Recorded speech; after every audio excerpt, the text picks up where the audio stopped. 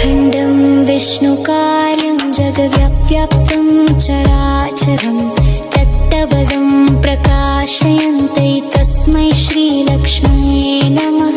नारायण नारायण नारायण। ॐ श्रीलक्ष्म्यै नमः।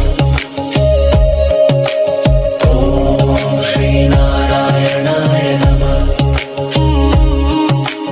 ॐ श्रीलक्ष्म्यै नमः। ॐ श्रीनारायणाय नमः।